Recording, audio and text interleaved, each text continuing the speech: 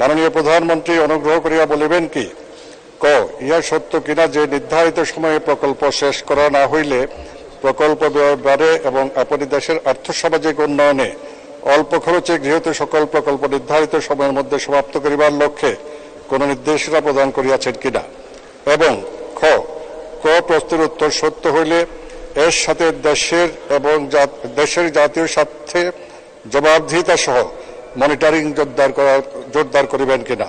ধন্যবাদ মাননীয় স্পিকার। ধন্যবাদ মাননীয় সদস্য। তারকা চিহ্নিত প্রশ্ন 1 সংসদে উত্থাপিত হলো। মাননীয় প্রধানমন্ত্রী। ধন্যবাদ মাননীয় স্পিকার। মাননীয় স্পিকার, তারকা চিহ্নিত প্রশ্ন 1 উত্তর। আমি মাননীয় সংসদ সদস্যকে ধন্যবাদ জানাচ্ছি।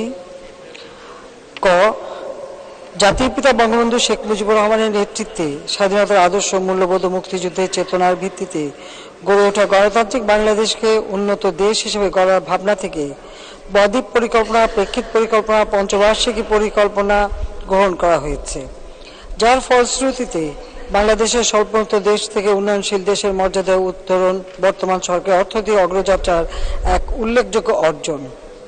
কোভিড-19 অতিমারী, অর্থনৈতিক মন্দা, রাশিয়া ইউক্রেন যুদ্ধ, স্যাংশন, কাউন্টার স্যাংশন, গাজায় গণহত্যা প্রভৃতি কারণে বিশ্বব্যাপী চলমান অর্থনৈতিক সংকট সত্ত্বেও বাংলাদেশের অর্জিত অর্থনৈতিক প্রবৃদ্ধি ও বিভিন্ন খাতে উন্নয়ন বিশ্ববাসীর নিকট প্রশংসিত হচ্ছে।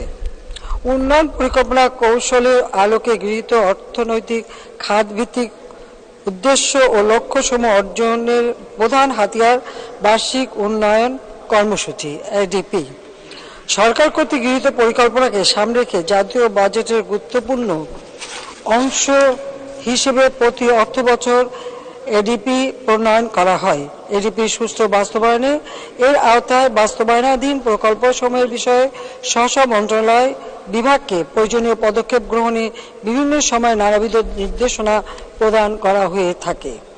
এটি সত্য যে নির্ধারিত সময়ে প্রকল্প শেষ না করা হলে প্রকল্প ব্যয় বৃদ্ধি পায় এবং দেশের আর্থসামাজিক উন্নয়নের বিরূপ প্রভাব পড়ে।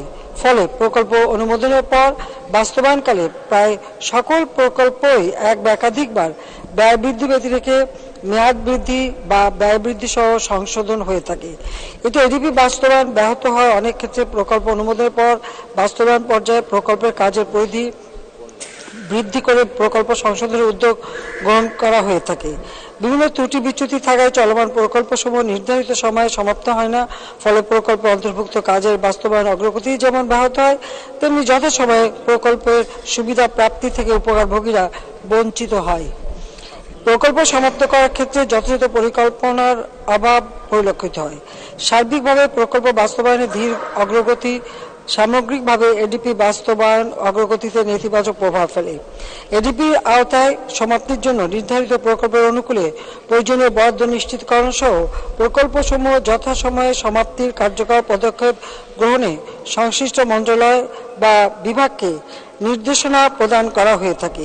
এক্ষেত্রে কারিগরি, প্রযুক্তিগত ও প্রকৌশলগত বিষয়াধীন ঝুঁকি, সংবেদনশীলতা, প্রশাসনিক, প্রাতিষ্ঠানিক ও আইনগত বিষয় ইত্যাদি বিশ্লেষণপূর্বক প্রকল্প প্রণয়নের বিষয়ে গুরুত্ব প্রদানের জন্য সংশ্লিষ্ট মন্ত্রণালয় অথবা বিভাগকে দৃষ্টি আকর্ষণ করা হয়ে থাকে। যে কোনো পরিকল্পনা গ্রহণের সময় সামগ্রিক পরিস্থিতি বিবেচনায় নিয়ে বিশেষ করে যে সকল প্রকল্প গ্রহণ করলে দেশের উন্নয়ন ত্বরান্বিত হবে, দ্রুত সুফল পাওয়া যাবে এবং দেশের মানুষ উপকৃত হবে, সে সকল উন্নয়ন প্রকল্প গ্রহণপূর্বক নির্ধারিত সময়ের মধ্যে প্রকল্পগুলো বাস্তবায়ন সম্পন্ন করতে হবে। চলমান প্রকল্পের মধ্যে যে সকল প্রকল্পে অল্প পরিমাণ বরাদ্দ দিলে সমাপ্ত হবে সে সকল প্রকল্পকে অগ্রাধিকার প্রদানপূর্বক নির্দেশনা দেওয়া হয়। অতিরিক্ত বরাদ্দ দিয়ে প্রকল্পগুলো যাতে দ্রুততম সময়ে শেষ করা যায় সেদিকে লক্ষ্য রাখার নির্দেশনা প্রদান করা হয়েছে। সরকারের উন্নয়ন ভিশন অনুযায়ী 2021 সালের মধ্যে ডিজিটাল বাংলাদেশ গঠন এবং 2041 সালের মধ্যে উন্নত সমৃদ্ধ ও স্মার্ট বাংলাদেশ গড়ার স্বপ্ন পূরণে উন্নয়ন প্রকল্প প্রণয়ন, প্রক্রিয়াকরণ ও অনুমোদন প্রক্রিয়ায় ডিজিটাল পদ্ধতি প্রবর্তন করা হয়েছে। পরিকল্পনা বিভাগের উন্নয়ন প্রকল্পের ডিজিটাল প্রক্রিয়াকরণে সক্ষমতা বৃদ্ধিকরণ শীর্ষক প্রকল্পের আওতায় project processing appraisal and management system PPS software চালু করা হয়, যা গত 28 মে 2024 তারিখে অনুষ্ঠিত একনেক সভায় শুভ উদ্বোধন করা হয়। হ্যাঁ, উন্নয়নের অপ্রতিরোধ্য অগ্রযাত্রা চলমান রাখার জন্য প্রকল্প অনুমোদন প্রক্রিয়াকরণ ও বাস্তবায়নে দীর্ঘসূত্রিতা পরিহার করতে হবে এবং উন্নয়ন প্রকল্প নির্বাচন ও বাস্তবায়নে যত্নবান হওয়ার লক্ষ্যে পরিবীক্ষণ করতে হবে। এ বিষয়ে মন্ত্রিপরিষদ বিভাগ ও প্রধানমন্ত্রী কার্যালয় থেকে সকল সচিবদের নির্দেশনা প্রদান করা হয়েছে। 2023-24 অর্থ বছরে বরাদ্দ দিলে শেষ হবে এরূপ 339টি প্রকল্প চিহ্নিত করা হয়েছে এবং চাহিদা অনুযায়ী পূর্ণ বরাদ্দ প্রদান করা হয়েছে। দেশের জাতীয় স্বার্থে জবাবদিহিতা মনিটরিং জোরদারকরণের প্রয়োজনীয় নির্দেশনা প্রদান করা হয়েছে। পরিকল্পনা ও আর্থিক শৃঙ্খলার সাথে সমাপ্তির জন্য নির্ধারিত ও এডিপি আর এডিপিতে অন্তর্ভুক্ত নেই। এরূপ প্রকল্পের মেয়াদ বৃদ্ধির বিষয়টি বিবেচনায় না নেওয়ার জন্য সংশ্লিষ্ট মন্ত্রণালয় বা বিভাগকে পরামর্শ প্রদান করা হয়ে থাকে। এরপরে যদি কোনো প্রকল্প বাদ পড়ে থাকে তা চিহ্নিত করে বরাদ্দ প্রদান করার পদক্ষেপ গ্রহণ ও সামগ্রিক পরিস্থিতি বিবেচনা নিয়ে আরও আন্তরিকভাবে কাজ করার নির্দেশনা প্রদান করা হয়েছে। ধন্যবাদ মাননীয় স্পিকার। ধন্যবাদ মাননীয় প্রধানমন্ত্রী। মাননীয় সদস্য জনাব আলাউদ্দিন আহমেদ চৌধুরী, আপনি একটি সম্পূরক প্রশ্ন করুন। মাননীয় স্পিকার, আপনাকে ধন্যবাদ। মাননীয় প্রধানমন্ত্রীর উত্তরের মধ্যে আমি দেখতে পেয়েছি একটি প্রকল্প যথাসময়ে বাস্তবায়ন না করার কারণে কি পরিমাণ ক্ষতির সম্মুখীন হয় ও প্রধানমন্ত্রীকে উদ্যোগ নিয়েছেন। কিন্তু আমার এলাকায় 1998 সালে মাননীয় প্রধানমন্ত্রী একটি প্রকল্প প্রতিশ্রুতি দিয়েছিলেন সেই জনসভার মধ্যে প্রলয়ঙ্করী পাহাড়ি ঢল থেকে মুক্তি দেওয়ার জন্য। আজকে 26 বছরও সেই প্রকল্পটি আলোর মুখ দেখেনি। সেটি হচ্ছে মুহুরী কহুয়া বন্যা নিয়ন্ত্রণ প্রকল্প। মাননীয় পানি সম্পদ মন্ত্রী প্রতিশ্রুতি দিয়েছেন এই মাসের মধ্যে এটার সমীক্ষা শেষ হয়ে কাজ হবে, আশা করি সেটি হবে। আজকের আমার সম্পূরক প্রশ্নটি মূলত জাতির জনক বঙ্গবন্ধু শেখ মুজিবুর রহমানের নামে বা তার পরিবারের কোন সদস্যের নামে ফেনীতে কোনো প্রতিষ্ঠানের বা কোনো কিছু জাতীয় প্রতিষ্ঠান নাম না করা প্রসঙ্গে। মাননীয় স্পিকার, আপনি জানেন ফেনী অত্যন্ত বঙ্গবন্ধুর নামে কোনো শিক্ষা প্রতিষ্ঠান নেই, কোনো ইয়া নাই। আমি মাননীয় প্রধানমন্ত্রীর কাছে প্রশ্ন, জাতির জনকের নামে ফেনীতে একটি বিশ্ববিদ্যালয় স্থাপন, অর্থাৎ আমরা মাননীয় মন্ত্রীর কাছে চিঠি দিয়েছি। আমাদের ওখানে একটি পরিত্যক্ত বস্ত্রকল আছে প্রায় 30 বিঘা, 30 একর। সেটাতে বঙ্গবন্ধু টেক্সটাইল বিশ্ববিদ্যালয় স্থাপনের কোন পরিকল্পনা মাননীয় প্রধানমন্ত্রী গ্রহণ করবেন কিনা। ধন্যবাদ মাননীয় সদস্য। মাননীয় প্রধানমন্ত্রী। মাননীয় স্পিকার, আমি মাননীয় সংসদ সদস্যকে ধন্যবাদ জানাচ্ছি। হ্যাঁ, 98 সালে যে প্রকল্প আমরা গ্রহণ করেছিলাম সেটা বাস্তবায়ন হয়নি। কারণটা ছিল ভিন্ন। কারণ ওই জায়গা থেকে বেগম খালেদা জিয়া বিএনপির নেতা, তিনি বারবার নির্বাচিত হয়েছেন এবং যখন সে ক্ষমতা এসেছে 2001-এ, আসার পরে আর ওই প্রকল্প আলোর মুখ দেখতে পারেনি। এভাবে সারা বাংলাদেশে অনেক কাজই আমরা যেগুলি শুরু করেছিলাম সেগুলি যেহেতু আমরা শুরু করেছি সেগুলি আর সম্পন্ন হতে দেয়নি। আর এই জায়গাটা সবসময় একটু বৈরী কাজে সেক্ষেত্রে। আর এখানকার সংসদ সদস্য হিসেবে খালেদা জিয়া তার নিজের এলাকার উন্নয়নে তেমন কোনো উদ্যোগও গ্রহণ করেনি, বরং আওয়ামী লীগ যখন সরকার আসে তখনই এলাকার যথাযথ উন্নয়ন হয়েছে। তো এখানে মুহুরী এবং কহুয়া নদীর উপর নদী সংস্কারের যে বিষয়টা, আমরা তো এখন সারা বাংলাদেশেরই নদী নালাগুলি, খাল বিল, সমস্ত জলাভূমি সবই আমরা সংস্কার করছি, কারণ আমাদের জলাধারগুলি সংরক্ষণ করতে হবে। আমরা যখন প্রকল্প নিই, এই প্রকল্প নেবার সময় সব থেকে বেশি যেটা গুরুত্ব দিই সেটা হলো এই প্রকল্পগুলি অন্তত পক্ষে পরিবেশ বান্ধব হতে হবে।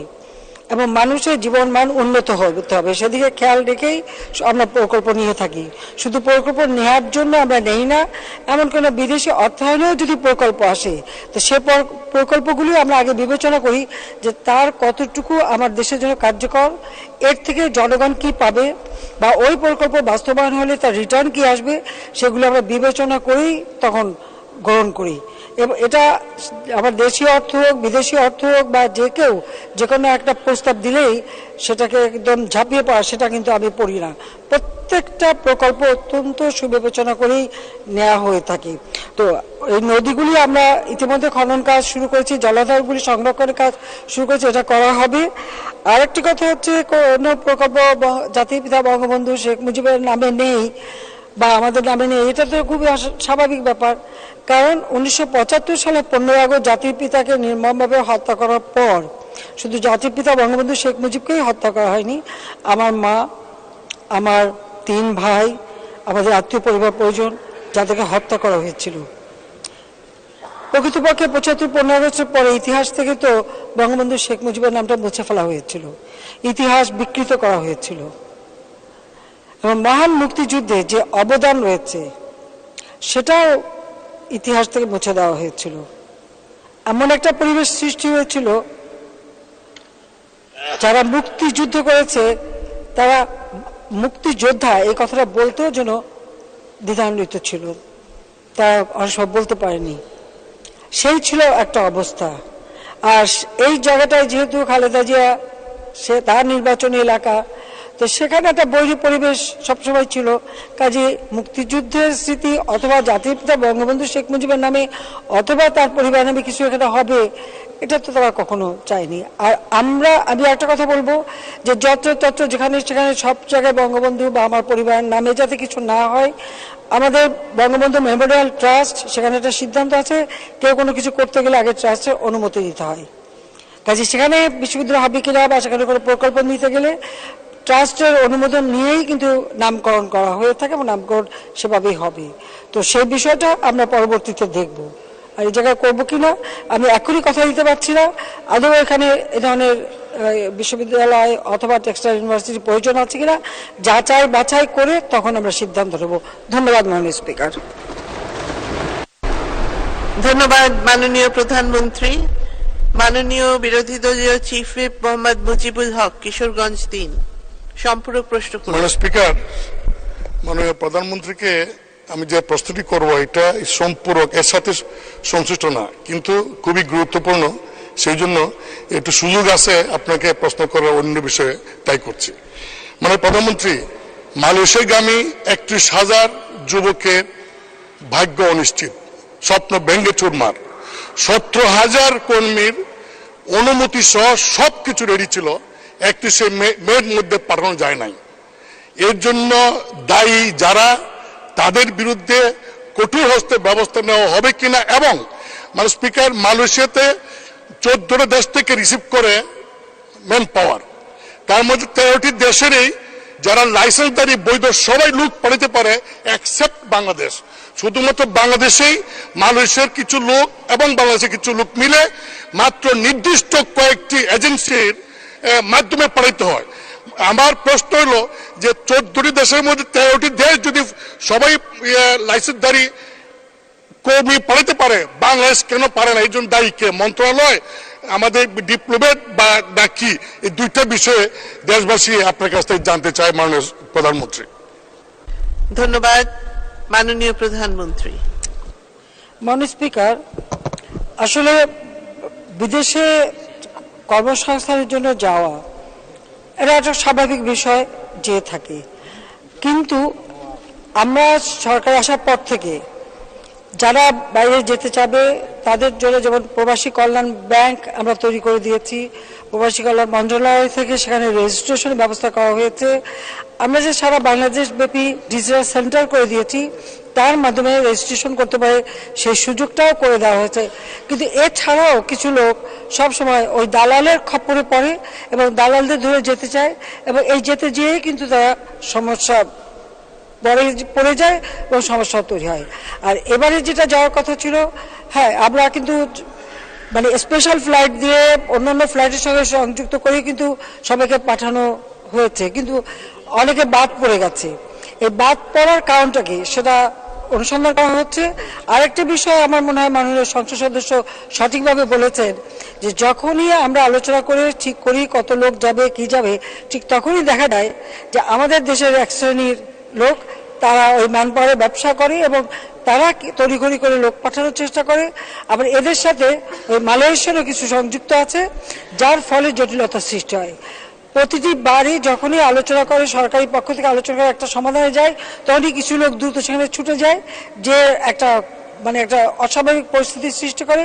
অনেক সময় যাওয়া যায়, তাদের কাজেরও ঠিক থাকে না, চাকরিরও ঠিক থাকে না, বেতনেরও ঠিক থাকে না, তারা সেখানে যে বিপদে পড়ে। এটা শুধু মালয়েশিয়া না, অনেক জায়গায় হয়। বারবার আমি দেশবাসীকে বলেছি যে এত টাকা জমি জমা সব বিক্রি করে লক্ষ লক্ষ টাকা দেওয়ার তো প্রয়োজন নাই। যদি দরকার হয় প্রবাসী কল্যাণ ব্যাংক থেকে তারা ঋণ নিতে পারে, প্রয়োজন বোধে বিনা জামানতেও ঋণ দেওয়া হয়। কাজে সেইভাবে তারা ঋণ নিয়ে সেখানে শুধু এটা তাদের সুনির্দিষ্ট করতে হবে যে সে যে যেতে চাচ্ছে তার চাকরিটা যথাযথ কি না, এটা নিশ্চয়তা দেওয়া হয়। এই নিশ্চয়তা পেলে পরে সে ব্যাংকের লোন নেবে, সেখানে চলে যেতে পারে, সে ব্যবস্থাটা কিন্তু আছে। কিন্তু তারপরেও আমাদের দেশের কিছু মানুষ আছে, কে আগে যাবে সেই দৌড় দিতে যে হাতা খাতা বাড়ি ঘর সব বিক্রি করে তারপরে পথে বসে, অথবা সেখানে যদি চলেও যায় বিপদে পড়ে। তো এখন মানুষকে বারবার আমরা বলছি যে এভাবে না যাওয়া, তারা সোজাসুজি যেটা নিয়ম সেই নিয়ম মেনে যদি চলে তাহলে কিন্তু এই বিপদগুলির সৃষ্টি হয় না। এটা হলো বাস্তব কথা। তবে এবারে কি সমস্যাটা হয়েছে অবশ্যই এটা আমরা খতিয়ে দেখছি এবং এর জন্য যদি কেউ দায়ী থাকে অবশ্যই তার বিচার করা হবে। ধন্যবাদ মাননীয় স্পিকার।